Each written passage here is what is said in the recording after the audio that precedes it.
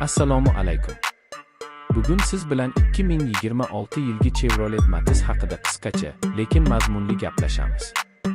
Matiz ko'pchilikka yaxshi tanish bo'lgan, asosan shahar hayoti uchun mo'ljallangan ixcham avtomobil.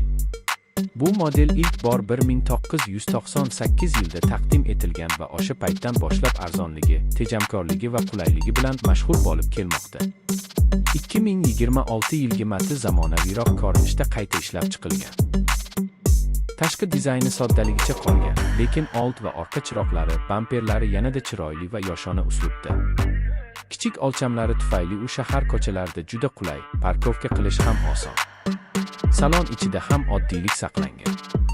Multimedia ekran, konditsioner, qulay o'rindiqlar kabi kundalik ehtiyojlar uchun yetarli funksiyalar bor.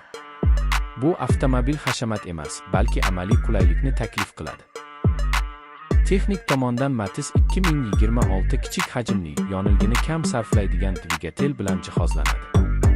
U tez yurish uchun emas, balki sokin va tejamkor haydash uchun mo'ljallangan.